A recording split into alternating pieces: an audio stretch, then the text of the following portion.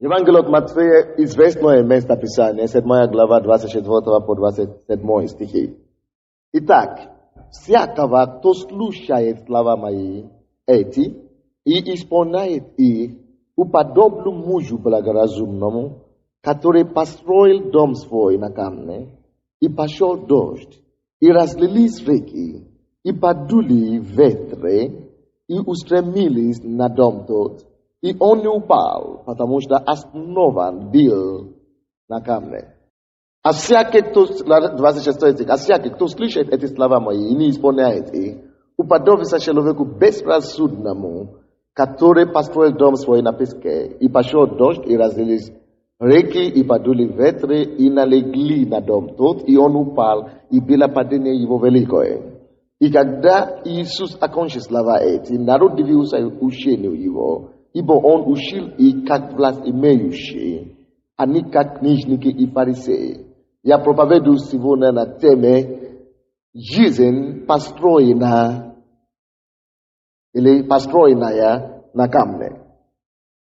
Жизнь построена или построенная, как будет лучше? Построенная. Хорошо. Жизнь построенная на камне. Наша с вами жизнь отличается от друг друга. От друга. Жизнь отличается от жизни. Есть разные качества жизни. Аминь.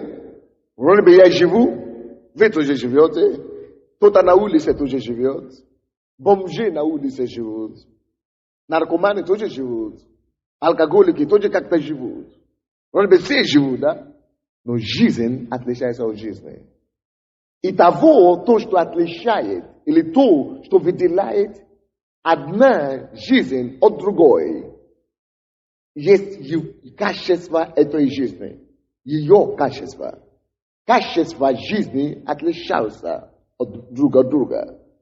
То есть мы все живем, но мы все имеем разное качество жизни. Очень важно, чтобы мы уделили внимание и обратили особое внимание на свою жизнь, вернее, на качество своей жизни. Качество нашей жизни отличается.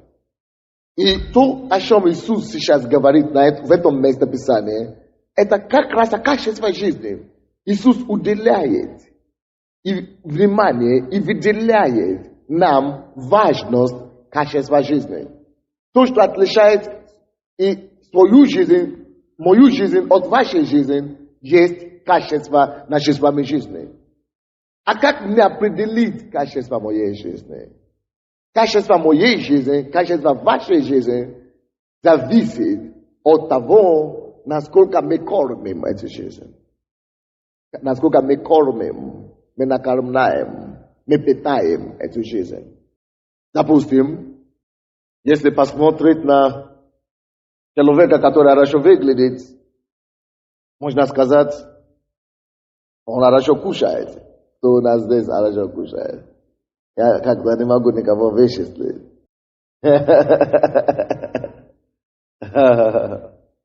Вот, короче, чтобы жить плоти, физически, нужно кушать. Правильно?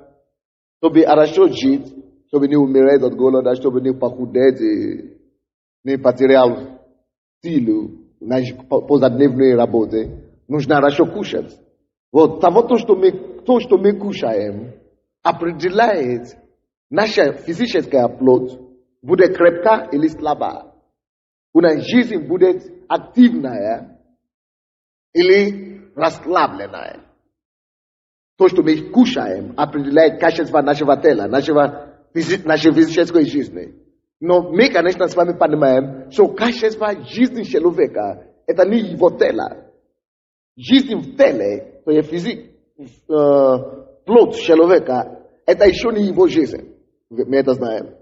Так что, если мы хотим жить хорошо в плоти и выглядеть по плоти хорошо и смотреться физически, то мы должны кушать. Кто будет человеком, который последние месяцы не кушал ничего, не ел ничего? Как вы думаете, что будет с таким человеком? Последний месяц он вообще не кушал. Даже воды не пил. Что будет с ним? Хорошо. Давайте мы возьмем так. Допустим, он не умер еще. Допустим, пьет воды или что, он не умер. Или не умер, или не пьет воды, но не умер. Что вы думаете, что происходит с человеком, который не кушает? Поднимите ваши руки. По одному. По одному. Как? Силу теряет. Как? Очищает организм. Силу теряет, очищает организм. Кто еще? Как? Истощается, так?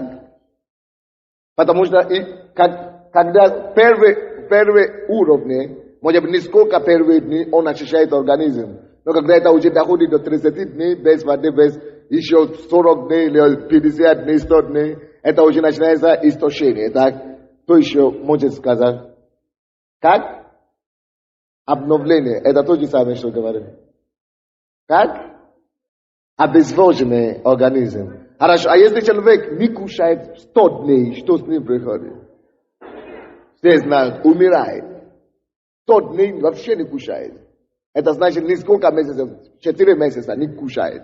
Он умрет. Человек худеет, теряет силу, человек истощается, человек умирает. Когда человек не кушает, не питается физически, не кушает нормально. Хорошо. То же самое происходит в духовной или внутренней жизни человека. Это по плоти, это с плотью. То же самое происходит, когда человек не кушает духовно. Хорошо, может быть, мы еще быстренько проиллюстрируем это. Жизнь человека не есть то, как он выглядит. Давай сюда, хороший парень, африканец, как я, красивый, симпатичный, хорошая фигура. Он хорошо выглядит, внешне. Но мы не можем определить его духовная жизнь, его внутренняя жизнь, его суд, просто судя по его внешней. Человек в хорошем костюме, темнокожий, бритый. Послушайте, его зовут Иван. Но кто из вас знает, что он не видит, мы с вами не видим и не смотрим на Ивана? Никто не согласен. Кто думает, что он смотрит на Ивана, настоящего Ивана? Так, один. Но на самом деле я вам скажу, что вы смотрите не на Ивана. Кто здесь в этой церкви первый раз? Вы никогда его не видели. Но вы же его сейчас видите, да? Вы его знаете. Почему вы говорите, что вы его не знаете? Потому что вы видите его первый раз. Вот. Они говорят, что они его не знают, потому что они его видят первый раз. Но как это вы его не знаете, когда вы смотрите на него? Вы говорите, вы его не знаете. Я же вижу его, вот он тут. Как это я его не знаю? Я же смотрю на него. Очень просто. Я смотрю только на его обложку, на его дом, на его хижину, на то, где он живет. Но я его не знаю все равно, если я его вижу первый раз. Я его не знаю. Почему я смотрю на него и говорю, я его не знаю? Потому что то, на что я смотрю, это не Иван. Это дом, где Иван живет. А чтобы мне познавать Ивана, не надо общаться с ним, не надо жить с ним, не надо изучать его. Какое-то время надо пройти, чтобы знать его. Так что Иван выглядит хорошо, то, что мы видим, его дом выглядит хорошо, потому что он хорошо кушает или хорошо одевается. Это то, что мы видим. Это его дом выглядит хорошо. Но как он выглядит внутри, никто еще не знает. Только человек, который общается с ним, или будет общаться с ним, может знать, какой он по сути. Кто-то, допустим, посмотрит на него и скажет, хотя он ничего, но темнокожий, я никогда не выйду за него замуж. И тот же самый человек посмотрит на другого человека из мира, тот же скажет, вот тот же неплохой человек. Скажем, ты иди сюда. Он хороший человек. Но, допустим, он наркоман, но русский, усатый такой. И девушка говорит, я не выйду за него, он за негра никогда не выйду, темный. Ну, это, конечно, усатый, но знаешь, но свой. Не зная, чем этот живет. Допустим, он живет внутри, он наркоман, уже 10 лет в системе. Никто это же не написано на альбоме. Никто не знает. И парень выходит замуж, это верующий, какой верующий, какая разница? Это наркоман. Он же не знает, что наркоман. Вот хорошо выглядит тоже. Я выбираю это себе. Какая разница? Это живет правильной жизнью внутри. Тело, они выглядят одинаковые, но внутри по-разному. Зависит от того, как кто себя кормит внутри. Вы не понимаете меня, да? То есть мы смотрим на него, он темный внешне, но внутри, может быть, он светлее, чем он. Потому что это зависит от того, над чем он питается внутри. Чем он питается. И это зависит от того, чем он тоже питается. Но это только иллюстрация. Но эти оба люди хорошие люди. Он не наркоман. Никогда не кололся. Он не знает, что это такое. Просто пример. Хорошо? То есть, мы говорим о том, что качество вашей жизни зависит от того, чем вы питаетесь. Качество моей плоти, моего внешнего вида зависит от того, что я кушаю. Если я не буду кушать хорошо, в течение нескольких лет я начинаю терять вес и быть не очень симпатичный физически. Это дом, где я живу. Но то, что важнее, чем того, как мое тело выглядит, это мое внутреннее состояние. Это моя жизнь внутри. Это моя суть. Это моя жизнь. Вот как вы строите свою жизнь? Как я строю свою жизнь? На чем мы строим эту жизнь? На камне или на песке? Это о чем Иисус говорил. И Он в этом местописании, которое мы читали, показывает нам два качества жизни. Два дома. Разные дома. Два разные дома. И эти дома отличаются именно качеством. Качество жизни. И я хочу, чтобы мы все верующие, но несмотря на то, что мы верующие, у нас разное качество жизни. У нас с вами разное качество жизни. Господь исцеляет почку у кого-то, левую почку. Именем Иисуса. Я повелеваю эта почка исцелиться во имя Иисуса. Окей, дальше. То есть мы, верующие все, ходим в церковь, но у нас точно таким же образом, как у них внешне, это наркоман, это здоровье, внутри, но такая же разница, так и есть для людей, которые в церкви. Разные уровни жизни, разные качества жизни. От чего это зависит? И как вам и мне знать, какое мое качество жизни? Давайте вернемся к этому местописанию. Иисус говорит, первое, Он говорит о жизни, построенной на камне. Это как прообраз хорошее качество жизни. И говорит, итак, 24 всякого, кто слышит слова мои эти и исполняет их, уподоблю мужу благоразумному, который построил дом свой на камне. Человек, который слушает Слово Божие и исполняет Слово Божие, Бог, Иисус, уподобляет ему камни, дом, который построен на камне. Что нужно, чтобы ваш духовный дом твоей жизни, был построен на камне? Две вещи. Во-первых, нужно, чтобы дом был, чтобы человек слышал. Он говорит, я уподоблю слушающее слово моему. Во-первых, слушающее слово. Нужно, чтобы человек слышал слово. Чтобы его дом был построен на камне. Он говорит, что нужно, чтобы он слышал слово. Во-вторых, и исполняющее слово. То есть слушающее мое слово и исполняющее подоблю человеку благоразумному, который строит свой дом на камне. Так что, чтобы наш с вами дом был на камне, надо, чтобы, во-первых, мы слышали. Поэтому оттуда мы уже можем знать, тогда то, чей дом или чья жизнь, которая строится на песке. Человек, который не слышит слова, либо не слышит слова, либо слушает, но не исполняющий. Автоматически на чем он строит свой дом? На песке. Человек, который не слушает Слово Божье, вообще он просто живет как по-мирской, он просто живет обыденной жизнью. Таким человеком может случиться беда любое время. Любое беда. Беда в личной жизни, он может заболеть, он не будет знать, что делать, он будет искать врачей. Он будет только врачей искать.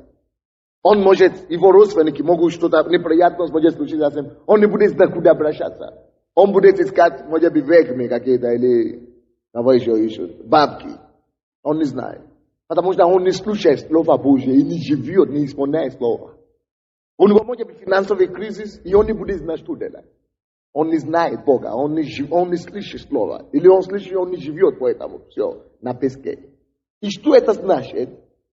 На песке. Написано, то и тому дому, который построен, и тот дом, который построен на камне, и тот дом, который построен на песке, на то и на другой дом будут испытания. Ветры падают на этот дом и на второй дом. Реки излиют на это и на тот. Буря поднимется на тот и на другой. Землетрясение на то и на другой. Но на все это испытания один будет рушиться, падать, а другой будет стоять. Не трудно догадываться, какой будет стоять. Будет стоять дом, который построен на камне, и дом, который построен на песке, рушится. Поэтому тема моей проповеди сегодня – жизнь построенная. Как вы сказали? Построенная или построена? Построенная на камне. Жизнь построенная на камне. Очень элементарная проповедь сегодня, якобы, да? Очень простой. Но есть к чему я иду. Я иду к чему-то конкретному, который будет помогать нам в нашей жизни. Иисус говорит, муж благоразумный, человек, который слушает Слово Мое и исполняет их, я уподоблю мужу благоразумному, который построит дом свой на камне. И пошел дождь, разлились реки, и подули ветры, и стремились на этот дом, и он не упал, потому что основан был на камне. Почему нам нужно с вами следить за качеством нашей жизни? Что определяет качество моей жизни? Сколько я слушаю Слово? Вы можете это писать. Что определяет качество моей жизни? Это не качество пищи, которую я кушаю. Это не где я покупаю свои молоко или кефир. Это не где я работаю, определяю качество моей жизни. Это не мое состояние физически, определяет качество моей жизни. Качество жизни человека. Тут говорит автор жизни. Тут говорит Иисус Христос, который создал жизнь, который тебе отдал жизнь. Это слово Бога. Он говорит нам, что нам нужно, чтобы жить качественной жизнью. Слушайте, братья и сестры, Бог заинтересован, чтобы мы с вами имели качественную жизнь. О, братья, Бог не хочет, чтобы наша жизнь рушилась при дуновении ветра. Он не хочет, чтобы при дуновении ветра наш дом рухнула, наша жизнь рушилась. Он не хочет, чтобы когда болезнь приходит на семью, чтобы наша семья распалась. Но. Он заинтересован, чтобы наша семья, наша жизнь была построена на камне. Чтобы она могла устоять, когда болезнь приходит в семью или в нашу жизнь. Чтобы мы могли устоять, когда испытание приходит в нашу жизнь. Чтобы мы могли брать это, встретить эту проблему мужеством и отвернуть эту проблему и идти дальше. Бог знает, что для того, чтобы жить счастливой жизнью здесь, для того, чтобы иметь бессупружную жизнь, каждый раз твоя жизнь должна быть построена на камне. Бог знает и говорит, пошли дождь на этот дом. Дожди будут, испытания будут, реки разлиются на этот дом, проблемы будут, потоп будет, разные проблемы будут, жизненные ситуации будут. Но как и на чем построена твоя жизнь, будет зависеть от того, как ты будешь реагировать во всех твоих неприятностях. Допустим, одна семья, были у меня недавно, были бизнесмены, хорошие, 10 лет занимаются бизнесом. Одни из первых, после того, как Горбачев начал перестройка. Они имели деньги, имели фабрики даже. И что случилось? После того, как они имели успех и так далее, что-то случилось, банкротство, короче, пришло. И в это время муж не выдержал. Он начал пить, потому что его все состояние сгорелось. И он начал пить, и семья так и распалась. Я могу массу примеров приводить. Его жизнь, значит, хотя он имел состояние, он был большой человек, но его жизнь не была качественная жизнь. Он начал пить. Когда ветер подунул на дом. Ветер может быть в любом виде. Допустим, другая семья, ребенок начал колоться в университете, и что случилось в семье? Они развелись, то есть начали драться. Муж говорит, ты виновата, она говорит, это ты виноват. Семья распалась. Потому что эти жизни не были построены на камне. Разные ситуации, всем нам, братья и сестры, будут проблемы. У всех будут, видите, Бог говорит, на дом, который построен на камне, подули ветры, пошли дожди и другие. И на дом, который построен на песке, тоже дождь пришли, тоже ветры пришли. То есть на всех нас, у всех нас будет испытание в жизни. Есть испытания и трудности, которые никому не дано избежать. Единственное то, что определит, как ты выживешь твои ситуации жизненные, это зависит только об одном условии. Живешь ли ты по Слову Божьему? Не просто по литературе или по стихам, не просто по Достоевскому или по Шевченко, а Слово Божье. Он говорит, слушающий сие слова мои, поэтому Библия и дано человечеству, как книга жизни. Допустим, кто-то скажет, но у нас тоже банкротство было, и мы не развелись, слава Богу, молодец, зато упал в депрессию. Качество жизни не зависит от того, что окружает тебя, где ты живешь или что ты имеешь. Или твое положение. Качество жизни это то, что внутри тебя. Я сказал, что он темнокожий. Выглядит хорошо, но это не он. Все то, что окружает тебя внешне, это еще не твоя жизнь. Твоя жизнь это суд силы внутреннего человека, который в тебе. Как он будет реагировать, когда подует ветер? Как он будет реагировать, когда дождь пойдет? Как он будет реагировать на землетрясение, которое пойдет на него? Качество жизни. Вы слушаете меня, да? Так что у всех будут проблемы, одни или другой в жизни, но то, что определяет, выйдем с этой проблемы, с этой ситуации, или не выйдем, или рушимся, это будет зависеть от внутренней силы, как мы познали Бога, как мы познали Его Слово, как наша жизнь, на каких принципах они построены. Аминь. На каких принципах построен наш дом, наша духовная жизнь. Откройте, пожалуйста, Евангелие от Матфея 4:4. Он же, Иисус опять говорит, он же сказал ему в ответ, написано, не хлебом одним будет жить человек, но всяким словом, исходящим из уст Божьих. Братья и сестры, нам нужно уделить внимание наше на две вещи, чтобы жить. Точно таким же образом, как я вам говорил, что чтобы жить физически, если человек не будет кушать, или не кушает 100 дней, что с ним случится? Он умрет. То есть, чтобы жить физически, Иисус говорит, не хлебом одним жить человек будет. Алло, внимание. Иисус не отрицает наличие или необходимость хлеба. Он говорит, не хлебом одним. Значит, и хлебом тоже нужно жить. Но он говорит, не одним хлебом жить человек будет. И хлебом одним. Значит, и хлебом в том числе человек жить будет. Значит, для того, чтобы жить, Иисус дает нам нужные компоненты здесь для жизни. Хлеб, который символизирует все материальные вещи. Пищи, хлеб, одежды, машина, дом. Оно классно для жизни. Нужна. Аминь. Все материальное благословение Бог дает. Написано это, Он дает все. Избытком. Он дает все. Bog daje все нам, избит. То есть Бог дает все эти вещи. Но это одна сторона жизни. Аминь.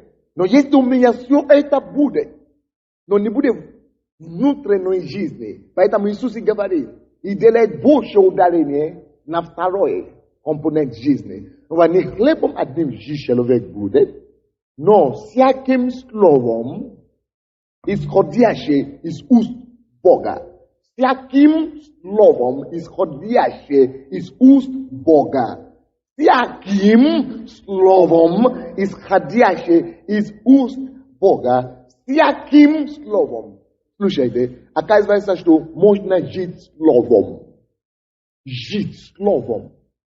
Жить, что можно жить хлебом, всем понятно. Можно жить картошкой, всем понятно. Можно жить деньгами, всем понятно.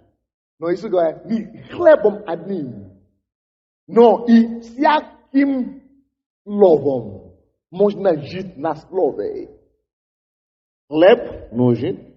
И второе, что нужно, и словом, Слово Божие, нужно кушать Слово каждый день. Точно таким же образом, как мы кушаем физические вещи, как мы употребляем физические вещи, таким же образом нам нужно кушать Слово, питаться Словом, чтобы жить. Вы думаете, если это не я, если это всего лишь мое тело, обложка, где я живу, дом, где я живу, тогда значит я внутри. Хорошо, я внутри, ну понятно. Чем, если я кормлю этому телу хлебом, физическими вещами, тогда чем тогда мне кормить духовному, который внутри? Чем тогда мне себя кормить внутри? Словом. Не учебниками литературы, как Лунашевский пытался ввести людей советского народа в заблуждение. Построим нового человека, или что он сказал.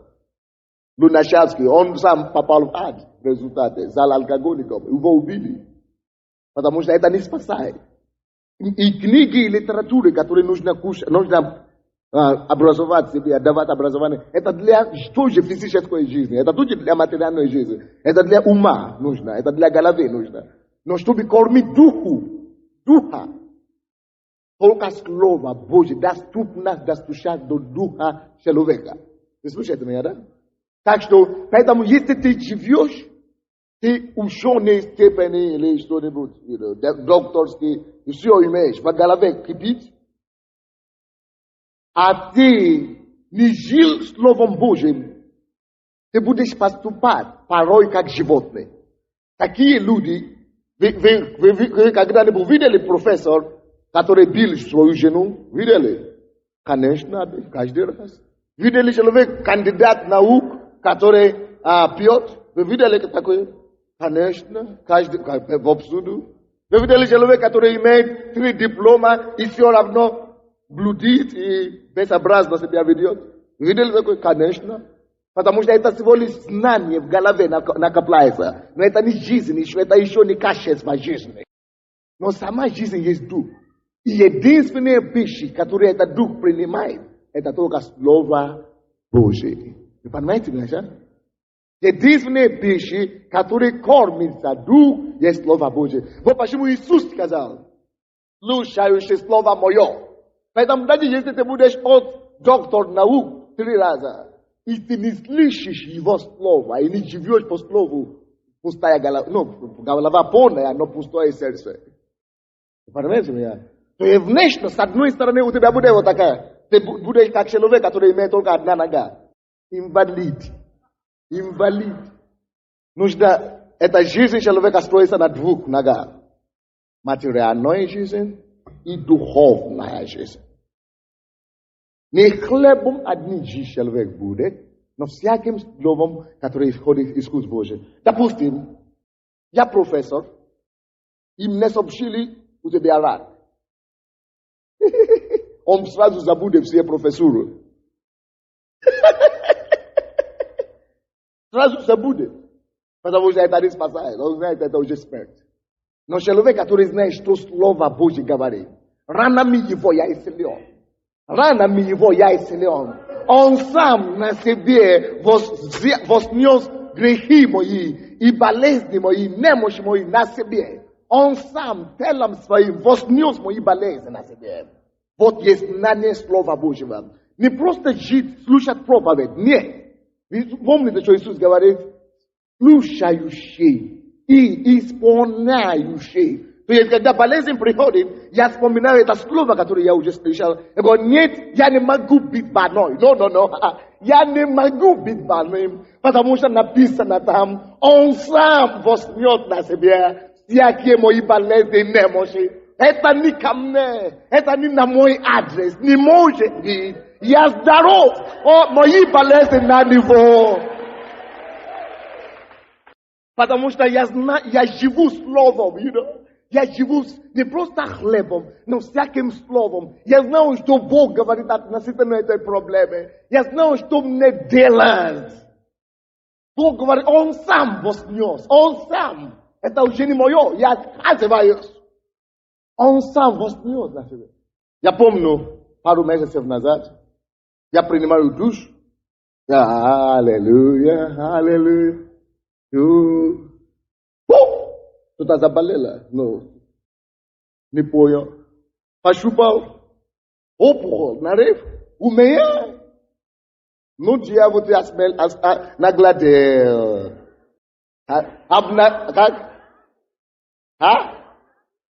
Обнаглел.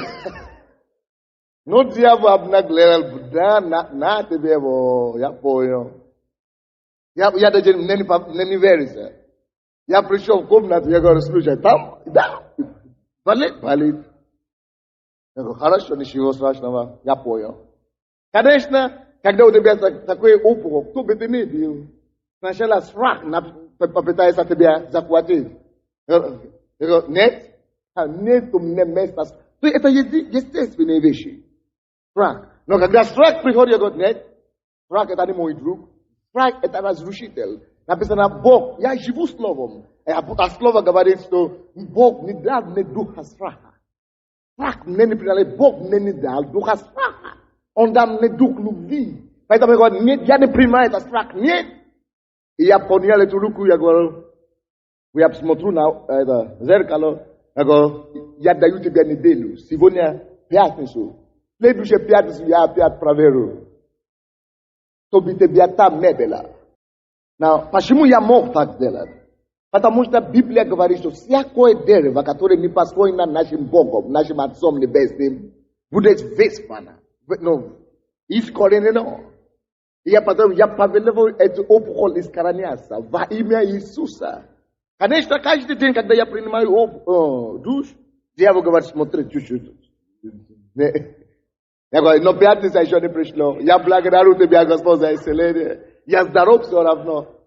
Я вижу четверг, еще там, но уже уменьшилось. Пятницу уже только чуть-чуть. Я говорю, все, она умерла. Вроде бы еще была пятницу, но для меня она уже умерла. Все, умерла. И когда дьявол еще говорит, ну, ты видишь, он же не ушел полностью. Я говорю, я здоров. Я не слышу тебя, я слышу Богу. Написано там, я живу словом. Я знаю, что слово говорит. Ранами его я исцелен, я здоров. Он сам понес мои болезни на себе. Понедельник, вообще уже нет. Еще было что-то, но уже не болит так. И все, исчезло. Но через неделю, смотрю, на следующую руку, тоже появляется опухоль. Слава Богу, что я не есть неверующий. Если бы я жил в миру, я бы пошел в врач, рентген, доброе качество. Доброе качество или злокачество. Мне не надо это делать. Я знаю, что я живу по слову. Почему написано, что построй свою жизнь на камне? Это камень есть Слово Божие. Это не просто, чтобы ходить в церковь или слышать. Надо построить твою жизнь Словом Божьим. Надо использовать Слово Божье, чтобы исправлять неправильные вещи в твоем теле, в твоей душе, в твоей жизни, в твоей семье, в твоем доме. Надо использовать это Слово и исправлять обстоятельства. Жить этим словом. Этим самым ты созидаешь свою жизнь. Но на камне. Надо созидать. Поставить кирпичи твоего дома, твоей жизни на камне Слова Божьего. Не просто слушать проповеди. Он говорит, что тот человек строит свой дом на камне, который слушает и делает, и исполняет. Надо брать слово и питать, и кушать его, чтобы она развалилась и стала частью твоего тела, чтобы твоя жизнь была построена на этом слове. Вот, и когда я видел это второе, я говорю, дьявол, ты упорный, ну, негодяй, ты упорный. Я то же самое дал. Я сказал, что на этот раз я тебе даю 3 дня, чтобы ушел. Потому что я знаю, что Слово Божье работает. На слове там написано. И я через 3 дня, я вижу, что действительно еще там, но уже нету такой боли, которая была там. Уже уменьшилась.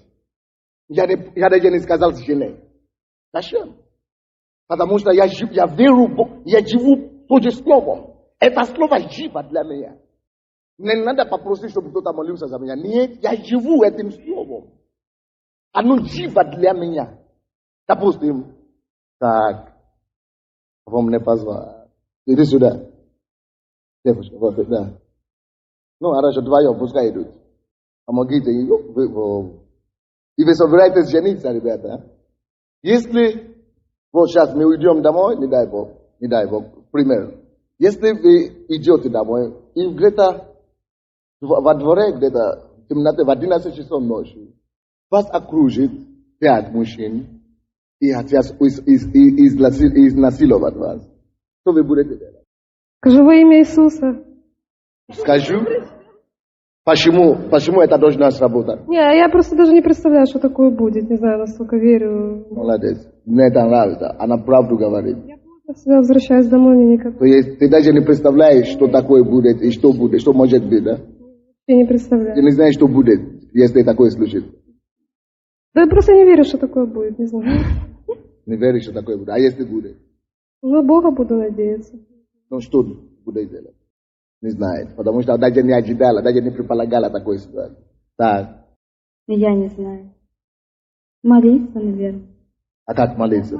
Бог наша защита. В чем? Как? Во всем. Но если Тебя окружили сейчас, что ты скажешь? Вот, теперь послушайте меня. Вот, это, вы слушаете меня, да? Это жизненные ситуации. Не дай Бог, чтобы это было. Мы молимся, чтобы таких не было. Но, допустим, мы попали с вами в такую ситуацию, две девушки, и вас окружили таким образом. Во-первых, первая вещь, которая придет к вам, это испуг. Естественная реакция тела. Это испугаться. Но после этого вы должны сразу понять, что я не одна. Написано, что никакое зло не приключится к жилищу твоему.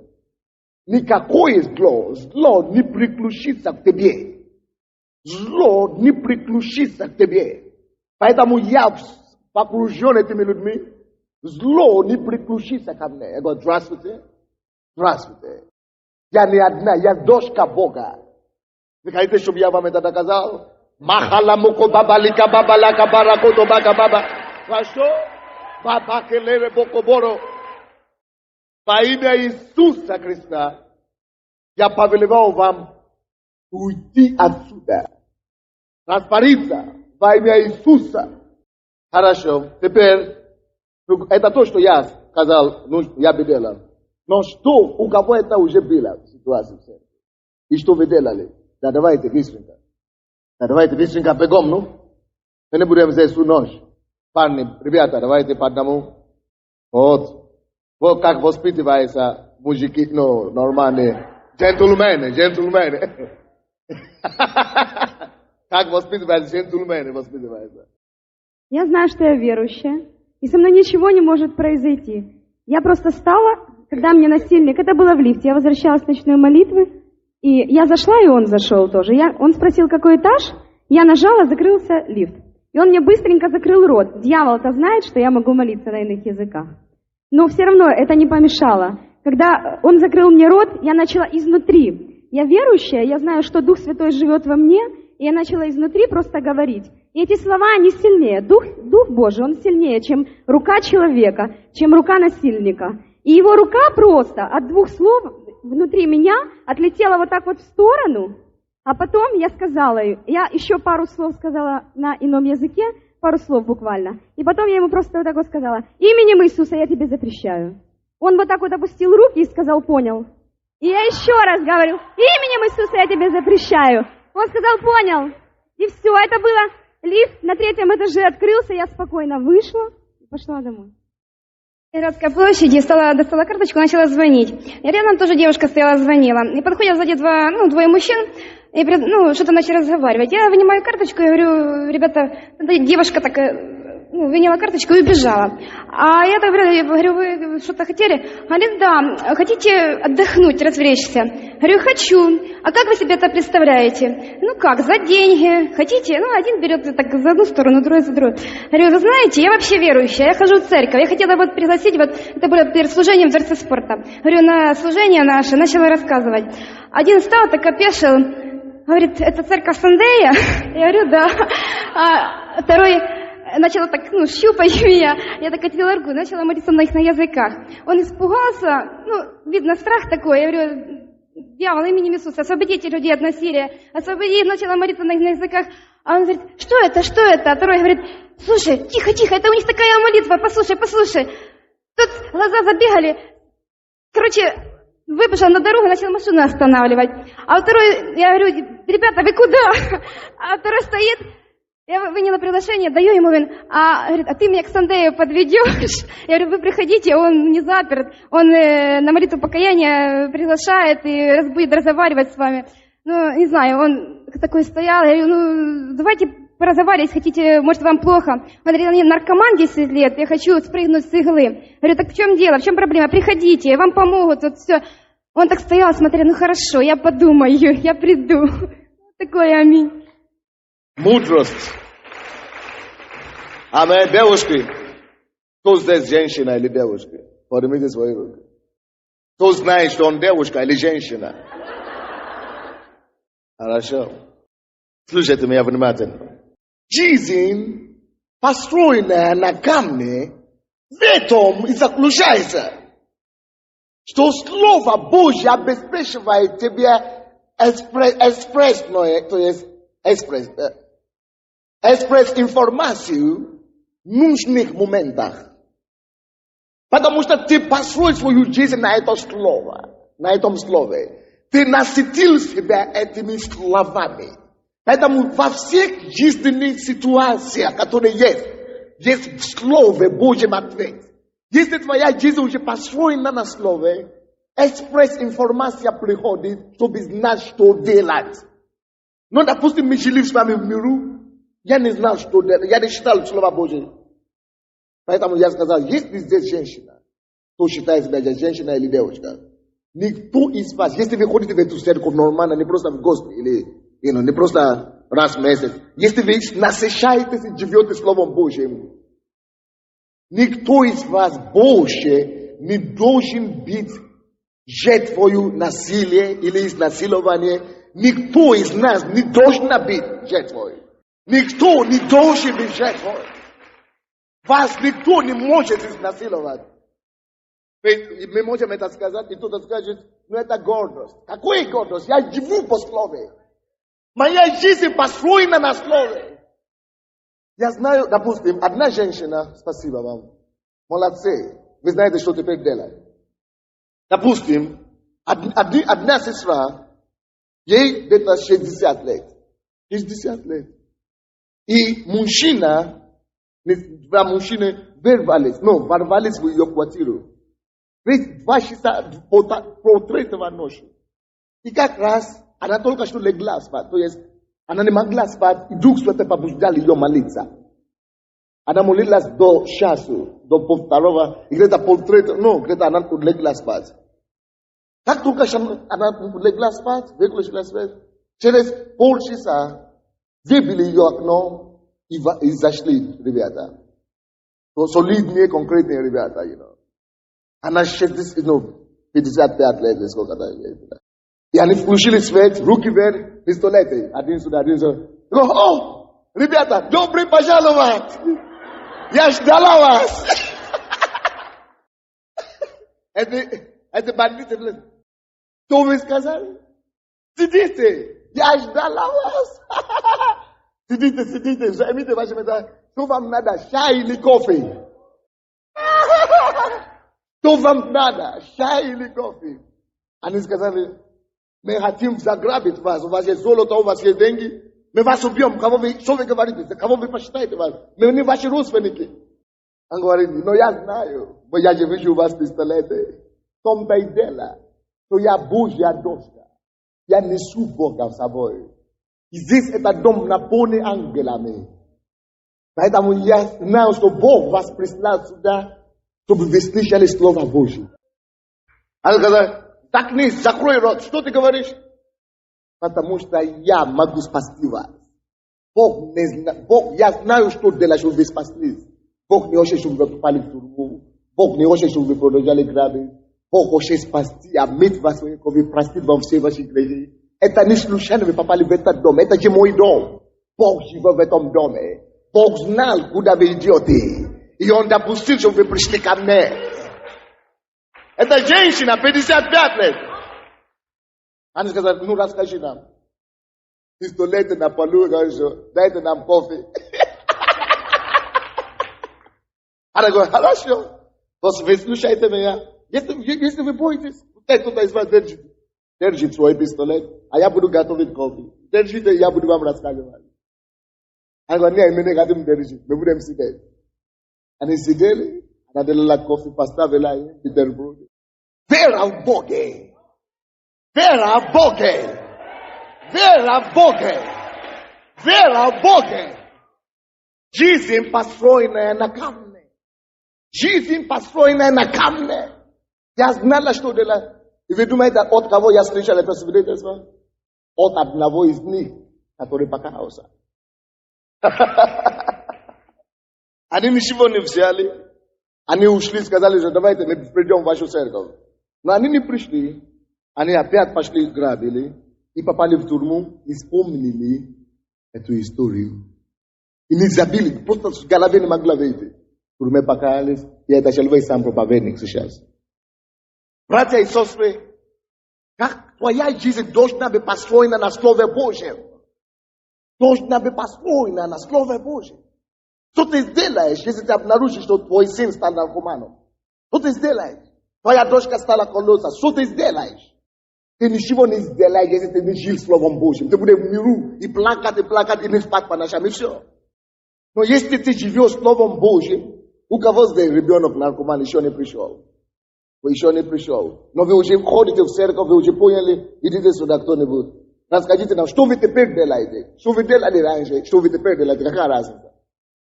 Вы теперь более спокойнее, чем раньше или нет? Давайте быстренько. Раньше вы умирали, наверное, плакали.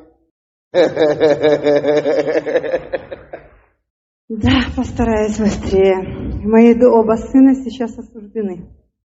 Их взяли на Черниговской дороге, 3 ребят. Они ехали на дачу и по дороге обнесли пару плантаций мака. Стреляли. Ребята мои пришли к Богу сразу и приняли водное крещение. Но я еще, видимо, была не созревшая мать, которая могла их... Вы не отвечаете на мой вопрос. Вот я отвечаю. Что вы делали в миру до того, как вы переживали, а теперь... Очень переживала, 10 лет плакала, искала для них выхода. Но сейчас я вам скажу, Бог укрепляет. Бог укрепляет. Даже в моей команде мечты все освободившиеся наркоманы, бывшие, все удивляются. Говорят, мать, счастливая наша, спокойная, спит спокойно. Я не рисуюсь. Это только Бог. Это только Бог. Они отпали на время, но Бог действует и специально создал эту ситуацию, чтобы они побыстрее, как блудные сыновья, вернулись в свой дом. В доме уже все готово. В доме для новорожденных все готово.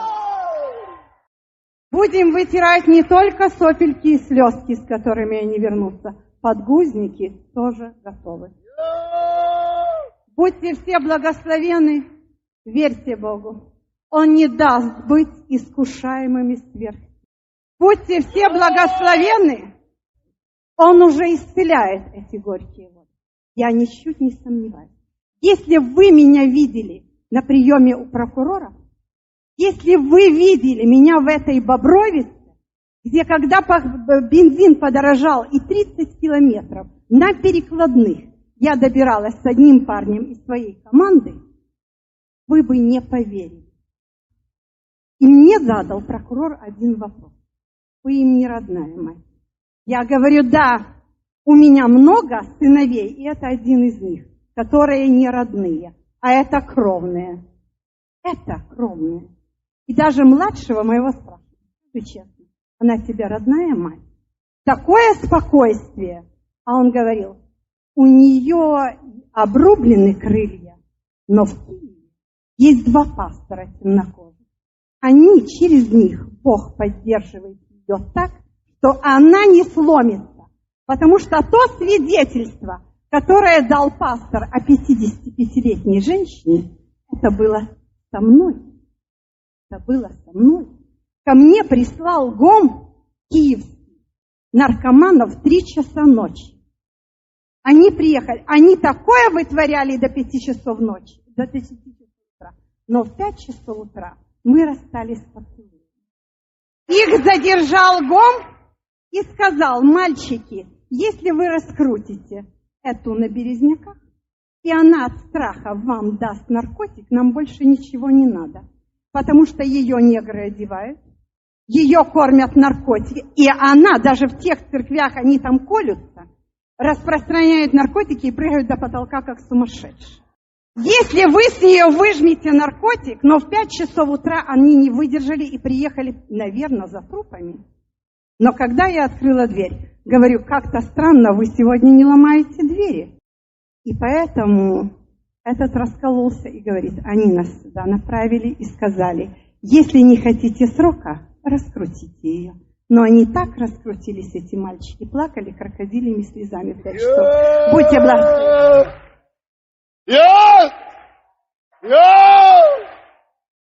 Жизнь построена на камне. Жизнь построена на камне. Что ты будешь делать, у кого здесь муж неверующий, не покаявшийся? Иди сюда, девушка. Или кто-нибудь еще, пускай тоже идет. У кого еще муж неверующий, мало так. Все уже покаялись. Иди сюда, быстренько. Помогите им поняться. У тебя такая юбка. Слишком маленькая. Не обижайся, нормально. Что ты будешь делать, если ты обнаружишь, что твой неверующий? Конечно, это не произойдет. Не произойдет. Что муж твой тебя изменяет. Честно, только честно. Ну, я не могу представить такую ситуацию, что он не изменяет. Вот не могу. Хорошо, а если? Он мне не изменяет? Ну, понятно, но слава Богу. А, допустим, я сказал предположительно.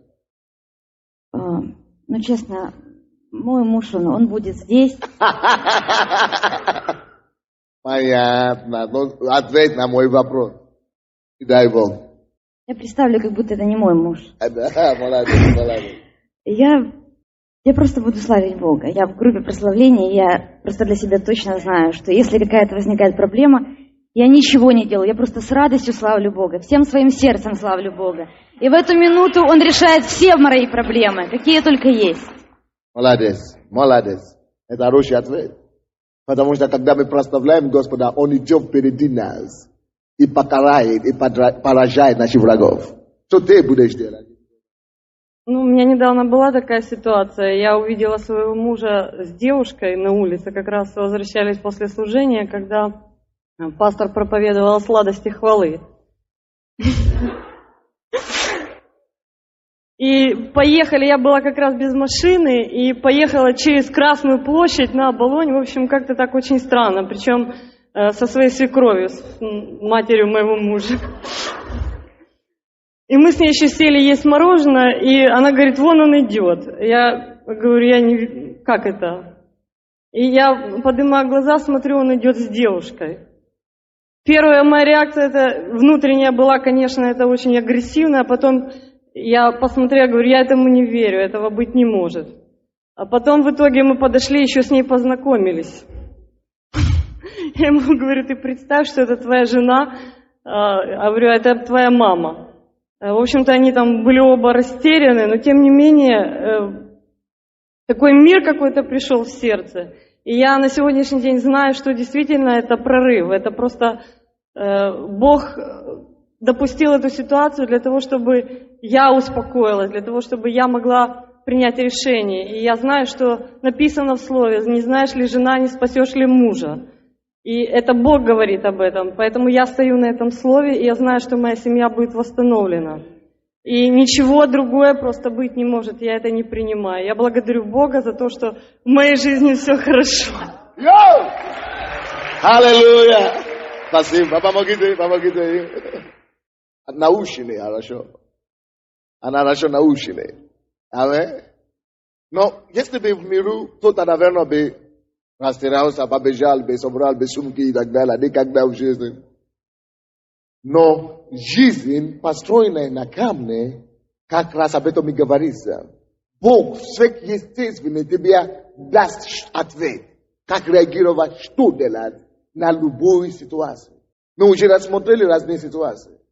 Что ты сделаешь, если ты обнаружишь, что твой любимый родственник, или сын, или ребенок, или муж, или жена умер? Что ты сделаешь? Что ты сделаешь? Катастрофа, кто-то умер из твоих близких. Если в миру, это уже катастрофа для некоторых. Это уже конец, это уже депрессия на всю жизнь. Но кто знает, что делать? Нет, то есть это не простая ситуация, это тяжелая ситуация. Но только когда жизнь построена уже на камне, тогда человек знает обязательно, что делать. Вы понимаете меня, нет? То есть эта проповедь, с одной стороны, как будто очень простая, но не совсем. Аминь? Не совсем. Слово Божье должно стать твоей счастью твоей жизни, частинкой твоего тела. Боже мой. Уже 9 часов, да?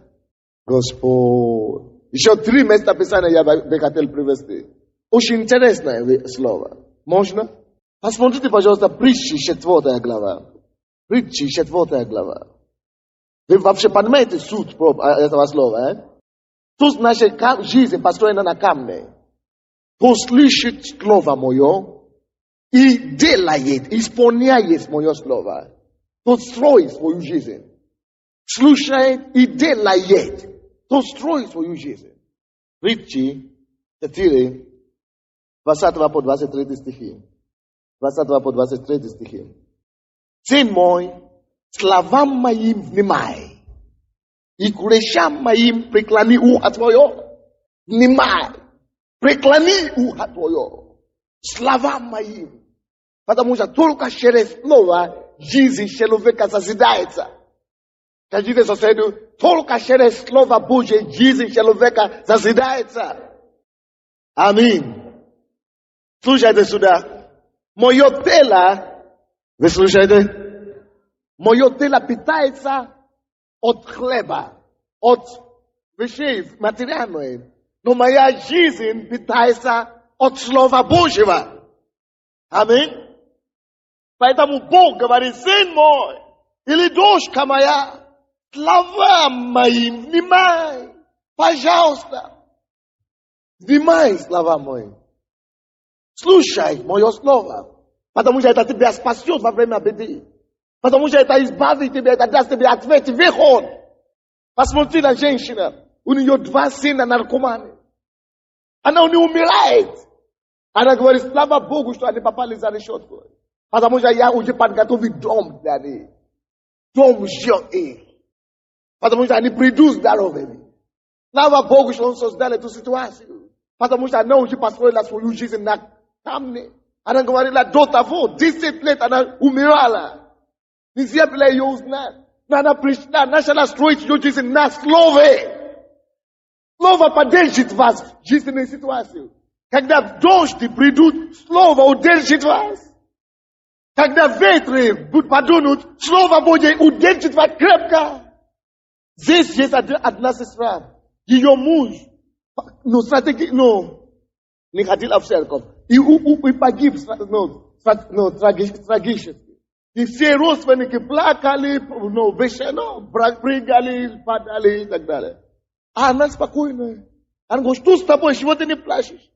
Потому что Бог дает сверхъестественное утешение благодаря присутствию Слова Божьего. Жизнь построена на камне.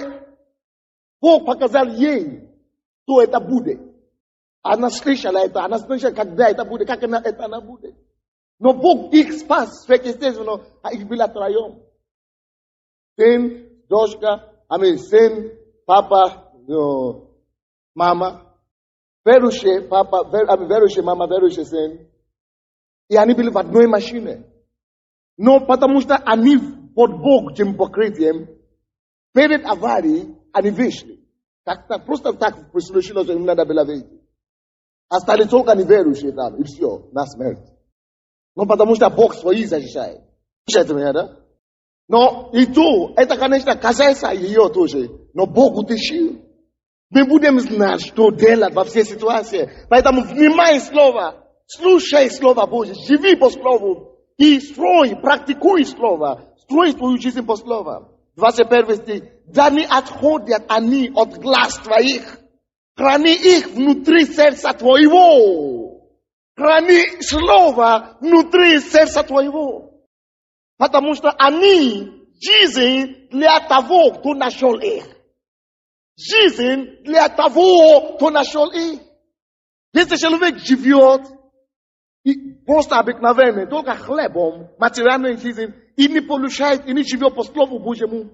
Братья и сестры, это горькая правда. Наши мужья, наши родственники, которые, может быть, не читают Библию, это просто трагедия. Они не получают жизнь для внутреннего человека. Они гниют внутри. Просто гниют. Они не живут по-настоящему. Потому что Иисус говорит, что не хлебом одним жить человек будет. Если человек живет, или он не живет, без Слова Божьего, человек не может жить. Даже если он будет президент, или кто угодно. Он не живет, он существует. Это тяжелая жизнь. Это что? Тяжелая жизнь. Без Слова, это что? Тяжелая жизнь. Это незавидная жизнь. Это жизнь пустоты, это жизнь мучений. Поэтому это Слово Божье дает жизнь. Вы заметили то, что где мы читали? 21 стих, 22 стих. Потому что оно, это слово, жизнь для того, кто нашел их. Скажите, слово является жизнью для меня. Слово Божье дает мне жизнь. Слово есть жизнь. Не повторите Божье. Слово действительно есть жизнь. Не надо повторять Божье. Слово есть жизнь. То есть, если человек питается словом, он дает себе жизнь. Он улучшает свою качество жизни. Качество твоей жизни улучшается, когда ты слушаешь и стараешься поступать по слову. И живешь по слову. Твоя жизнь, качество улучшается. Твое здоровье. Кто обнаружил, что после того, как он пришел в церковь и начал ходить, постоянно слушать проповедь, то его жизнь улучшилась. Настроение, радость, мир, здоровье. Кто заметил это? Конечно, всем. Потому что кто нашел их, это есть слово, это слово есть жизнь для тех, кто нашел их. Жизнь для них, бесплатная жизнь. Когда мы были детьми, мы жили, мы бегали, мы радовались. Но по мере того, как мы грешили, как мы росли, мы теряли качество жизни. Мы теряли естество. Мы подальше ушли от естества, от настоящего, от природы Божьей. Мы удалились. Поэтому, когда мы приняли Иисуса Христа, мы опять получили возможность насытиться Словом. И Слово это возвращает нам в детство. Оно возвращает нам жизнь. Оно начинает оживотворять все то, что было уже мертво в нас. Всякие мертвые чувства, всякие мертвые клетки. Оно оживотворялся. Вы понимаете меня? Кто нашел Слово, нашел жизнь. Кто нашел Слово, нашел жизнь. Это Слово есть жизнь для всех, не только слышащих, но храняющих его. Храняющих его. Аминь. И оно не просто есть жизнь для них, это и здравие для животела его. Здравие. Здоровье приходит через Слово. Если ты будешь и слушать, и исполнять Слово Божье, ты становишься здоровым. Братья и сестры, мы счастливы, что мы можем жить не только по хлебом одним, но и словом, которое исходит из уст Божьих. Не с хлебом одним жить человек будет, но и всяким словом, исходящим из уст Божьих. Потому что это есть жизнь по-настоящему. Это насыщает нашего внутреннего человека. Это питает этого человека. И здоровый дух – это здоровое тело, не наоборот. Не здоровое тело, здоровый дух. Дух нет. Здоровый дух – это здоровое тело. Здоровый дух – это здоровое тело.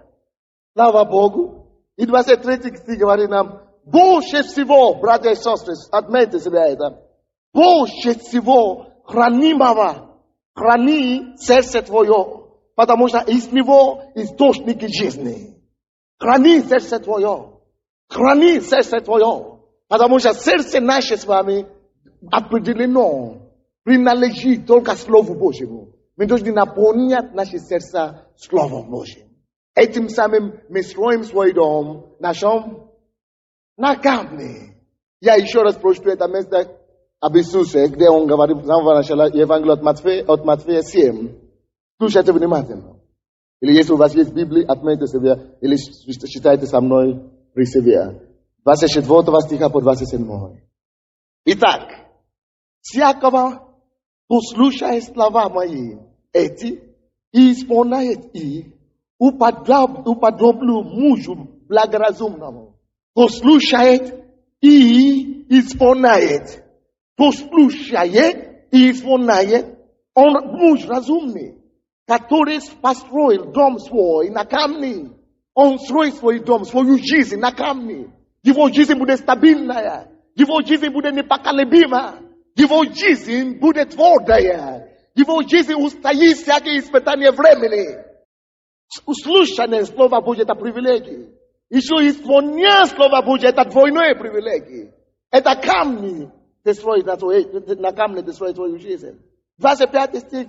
И пошел дождь, и разлились реки, и подули ветры. Будут проблемы. У всех они есть. У всех они будут. Будут дожди, будут реки, будут ветры. И все устремятся на дом тот. Но этот дом не упадет. Твоя жизнь не может быть разрушена проблемой, если оно построено на Слове Божьем. Твоя жизнь, слушайте сюда.